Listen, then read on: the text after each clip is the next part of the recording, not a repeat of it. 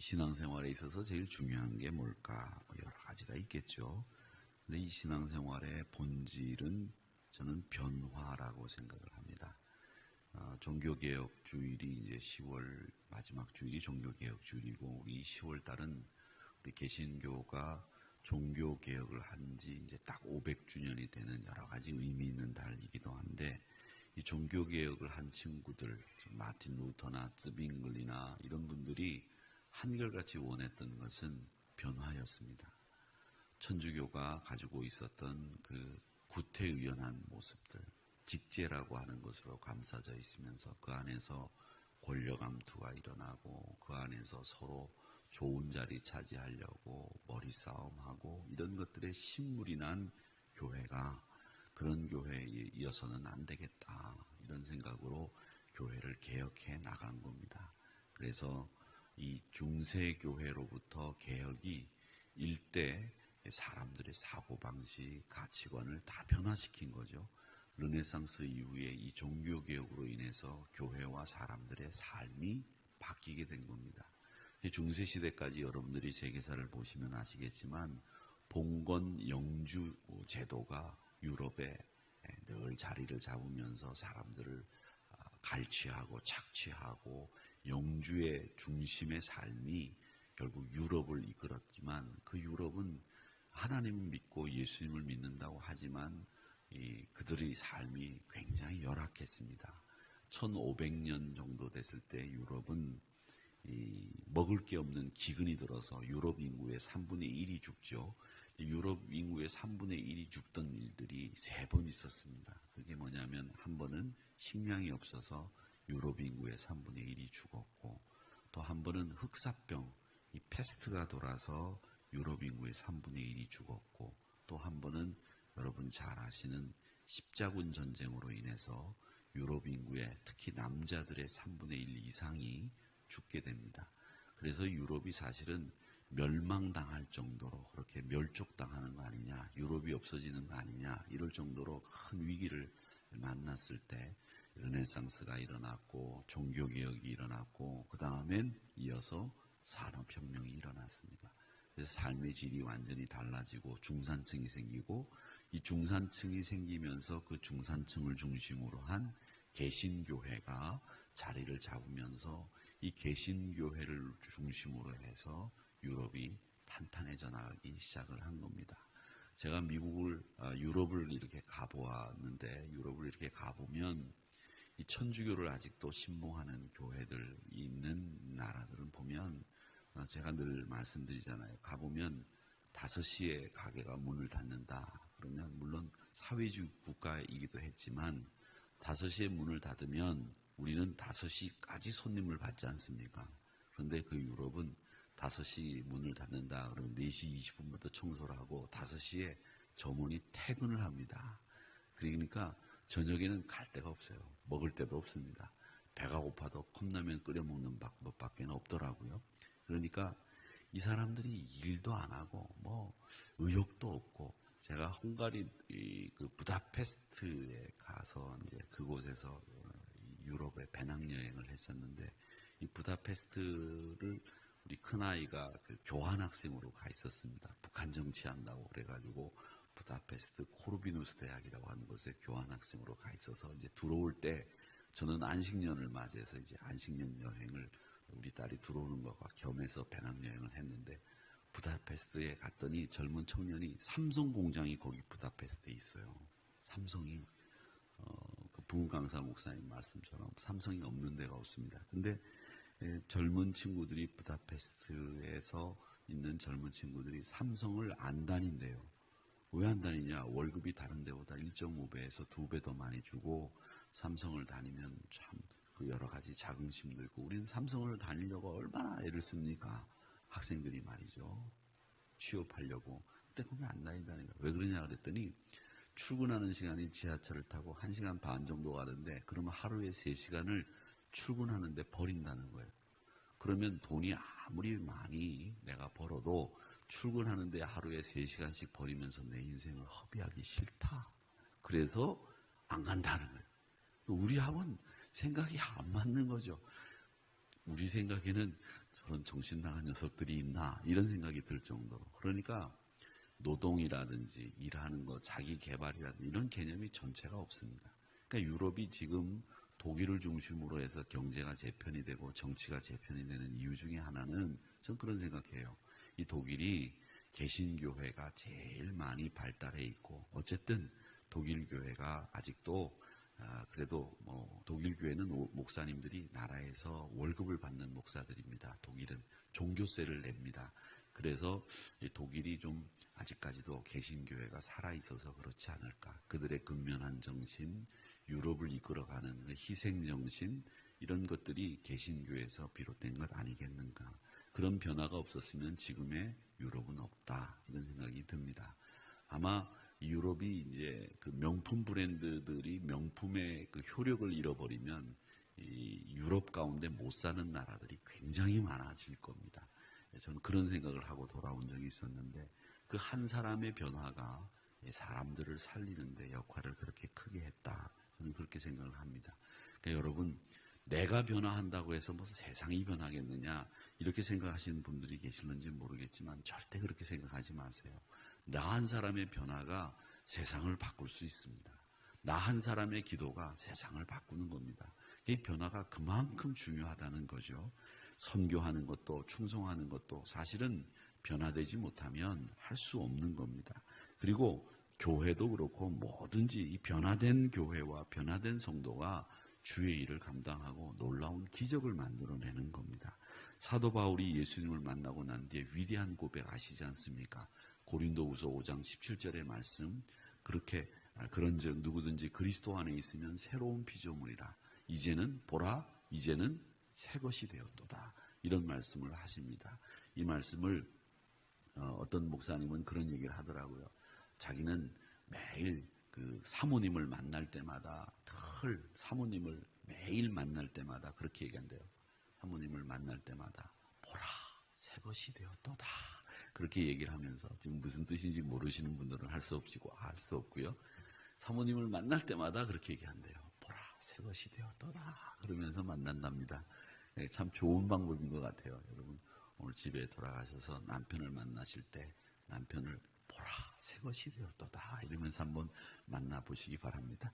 근데 그렇게 말씀을 하시던데, 이게 사도 바울이 예수님을 만나고 난 뒤에 자신의 변화된 모습, 그걸 고백하는 가장 결정적인 말씀이 고린도후서 5장 17절의 말씀입니다.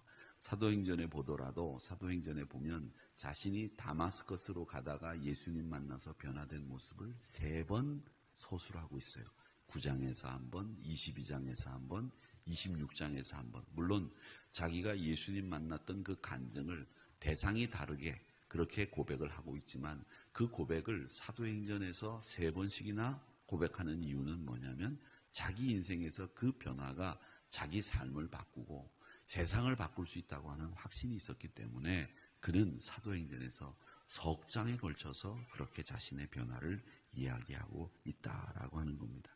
근데 사실 제일 힘든 게 뭐냐면 사람을 변화시키는 것이 제일 힘든 일입니다. 그리고 제 자신을 볼 때도 보면 제 자신이 스스로 변하기가 제일 어려운 것 같아요. 머리 스타일은 미용실에 가면 바꿀 수 있습니다. 그렇잖아요. 예? 바꿀 수 있어요. 그리고 또 옷도 바꿔 입으면 되고 넥타이도 바꿔 매면 됩니다. 다 바꿀 수 있습니다. 뭐든지 바꿀 수 있어요. 그런데 잘 안 바꿔지는 게, 이 세상에서 가장 힘들게 바뀌기가 힘들게 되어 있는 게 뭐냐면 내 자신이라고 하는 거예요. 이게 제일 힘들고 어렵다라고 하는 겁니다. 또 사람들이 참 이중성도 있어요. 보면 내가 변화를 원합니다. 그렇게 얘기를 하지만 사실은 자기가 제일 마지막에 변화되기를 원해요. 그리고 자기는 안 변해도 되는 줄 아는 것이 우리 인간이란 말이죠.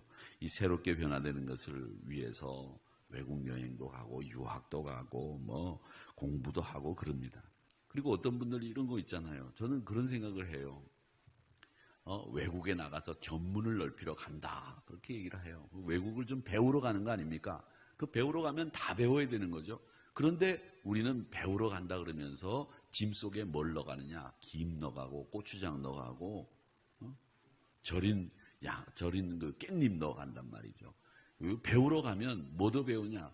그 사람들이 먹는 음식도 배우고 와야 되잖아요. 가가지고 그 사람들이 뭘 먹는지도 보고 그 다음에 먹어보고 그렇게 해야 되는데 우리는 배우러 간다 그러면서 견문을 넓히러 간다 그러면서도 우리 거를 고집하는 거예요. 그냥 고추장 볶아가지고서 그냥 넣어가지고 가져가고 요즘에는 또 포장되어 있는 슈퍼에서 파는 것들이 많은데 그 우리 입맛 때문에도 그렇지만 그 음식을 가지고 가는 우리들의 모습에서 우리가 그만큼 변화하기 어렵다라고 하는 것도 우리 보는 겁니다. 그러니까 여러분 물론 그게 제가 단적으로 이야기를 해서 여러분 못 먹는데 어떻게 해요? 열흘씩 가가지고서 아무것도 못 먹고 그냥 느끼한 것만 보면 막 속이 니글거리기 시작하고 그러면 고추장 드셔야죠. 그래서 비행기 안에서 나눠주는 고추장 다 챙겨가지고 가져갔다가 짜가지고 비벼 먹고 그러는데 그건 우리 맛 때문에 우리 입맛 때문에 그런 거지만 우리 자세도 그래서는 안 된다. 우리가 배우러 갔다 그러면 배우고 오는 거고 익숙한 것을 좋아하는 것보다는 새로운 것을 우리 모습을 새로운 모습으로 바뀌는 거 이게 참 필요하다는 겁니다.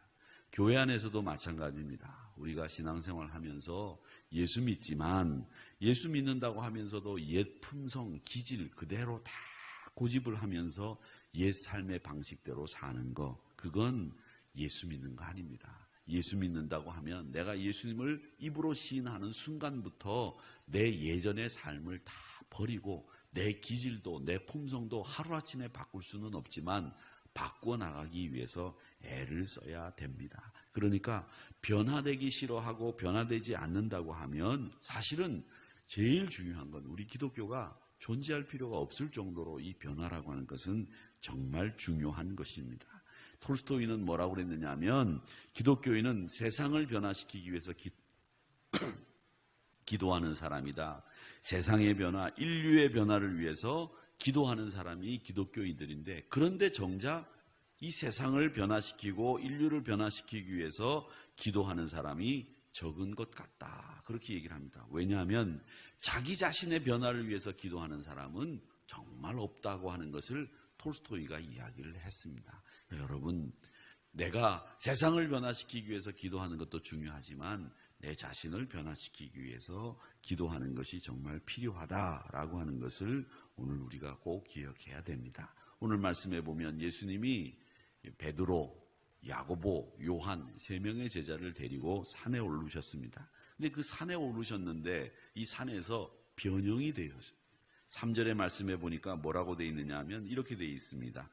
그 옷이 광채가 나며 세상에서 빨래할 자가 하는 자가 그렇게 희귀할 수 없을 만큼 매우 희어졌더라. 그렇죠? 그러니까 우리가 그 속옷을 빨고 삶은 다음에 그 다음에 표백제를 넣잖아요. 옥시인가요? 저희 집에서 보니까 옥시라는 게 있는데 그걸 넣으면 하얗게 돼요, 옷이. 그렇죠? 근데 그 옷을 안 삶으면 옷이 누렇게 되잖아요. 그렇죠? 요즘에는 워낙 세제들이 좋으니까 그렇게 누런 옷 입고 다니는 사람들이 없지만 예전에 보면 말이죠. 그 학교 다닐 때 아이들하고 체육 시간에 체육복으로 갈아입으면 누런 속옷 입고 다니는 아이들이 있어요. 그러면 그 아이들은 은근히 속으로 이렇게 얕잡아 봤어요. 야, 쟤네 엄마는 이 속옷도 안 안 삶아주는구나. 이런, 그런 게 있었는데 요즘에는 다 옷이 하얗죠. 깨끗하고 세탁기 넣고 하면 옷이 더러운 사람들이 어디 있습니까? 예전에 제가 어릴 때죠. 어릴 때는 학교에서도 그렇고 군대 가서 제일 고생하는 게 뭐냐면 세면발이라고 하는 게 있었어요. 모르시는구나, 여러분들은. 여러분 어떻게 저보다 나이가 많으신데 그런 걸 모르세요? 참 이상하네. 하여튼 그런 게 있었어요. 지저분한 게 얼마나 많은지 몰라요. 근데 요즘에 얼마나 깨끗합니까? 손도 하루에 10번씩 씻으라고 하고 그래서 저도 10번씩 씻습니다. 악수하고 와서 바로 손 씻고 애기 만지기 전에 손 씻고 애기 만지고 난 뒤에도 손 씻고 막 손 씻고 그러는데 참 좋은 세상이죠. 그런데 세상에서 세탁할 자가 그렇게 희게 할 수 없을 정도로 하얗게 예수님이 바뀌셨다는 거예요. 그런 다음에 보니까 예수님이 그 얼굴이 광채가 나는 거예요. 그래서 예전에 보면 여러분 그 성화를 보면 예수님 사진이 이렇게 있으면 예수님 머리 위에 이렇게 동그랗게 돼 있는 거 있죠? 동그랗게 돼 있는 거 있죠? 그게 뭐냐면 우리가 흔히 이야기하는 아우라라고 하는 거예요. 아우라라고 하는 게 뭐냐면 여러분 광채가 난다는 뜻으로 화가들이 중세시대 화가들이 예수님 얼굴 그리거나 성인 얼굴을 그릴 때에는 그 얼굴 주변으로 동그랗게 그렸어요. 그게 광채가 난다는 뜻이에요. 광채가. 그러니까 예수님의 얼굴에서 광채가 나고 그 옷은 세상에서 빨래하는 자가 그렇게 하얗게 할 수 없을 정도로 변했다라고 하는 겁니다. 자, 그런데 이렇게 변화된 이유를 알기 위해서는 여러분 2절을 보셔야 됩니다. 2절 한번 보세요. 2절 시작이 어떻게 되느냐면 엿새 후에 예수께서 이렇게 되어 있습니다. 엿새 후에라고 하는 말이 이게 무엇으로부터 엿새 후에라는 말이냐 이걸 아셔야 됩니다. 엿새 후에라고 하는 말은 무슨 말이냐면 이게 가이사라 빌립보에 올라가서 예수님이 이제 제자들에게 물었어요. 야, 너희들은 나를 누구라고 하느냐? 그랬더니 이 예수님에게 베드로가 주는 그리스도시요 살아계신 하나님의 아들입니다 라고 얘기를 했습니다. 물론 이제 순서가 바뀌기도 합니다. 마태복음이나 이런 데에서는 내려오면서 이 일이 있고 내려오면서 물어보시는데 오늘 마가복음에는 이 엿새 후에라는 말은 그걸 물어보시고 난 뒤에 주님이 뭘 얘기하시느냐면 이제 내가 십자가에 매달려서 죽는다. 그리고 3일 만에 살아난다 라고 하는 순환 예고를 합니다. 이 참 중요한 내용이에요. 순환 내용을 얘기합니다. 그리고 너희들은 나를 십자가를 지고 따라야 된다. 자기를 부인하고 나를 따라야 된다. 이 말씀을 하신 후 엿새 후라는 말입니다. 그걸 잘 아셔야 됩니다. 이 말씀을 하신 후에 엿새가 지나고 난 뒤에 예수님이 변화되셨어요. 그러니까 이 말은 뭐냐면 야, 너희들 내 앞에 그리고 너희들 앞에 제일 중요한 게 있다. 그게 뭐냐? 십자가의 길이 놓여 있다. 그 십자가의 길을 가기 위해서는 우리가 바뀌지 않으면 안 된다. 변화되지 않으면 안 된다. 그 얘기를 하시는 거예요. 예전에 처음 엘리베이터가 우리나라에 생겼을 때 시골 할아버지가 백화점에 와서 엘리베이터를 처음 봤대요. 이 기계가 뭐 하는 기계인지도 모르는데 엘리베이터를 처음 봤는데 엘리베이터를 보니까 그 안에 할머니가 타는 거예요. 그리고 엘리베이터가 가만히 있다가 문이 착 열리면서 분명히 우리 할머니가 탔는데 젊은 아가씨가 그 다음에 문이 열리면서 탁 내리는 거예요.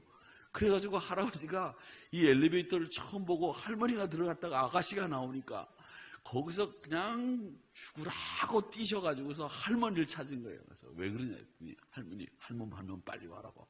저기 들어갔다 나오니까 새 사람이 돼서 아가씨가 돼서 나오니까 다음에는 할머니 타야 된다고 그래가지고 할머니를 거기다가 막 끌고 가서 태웠다는 거 아닙니까?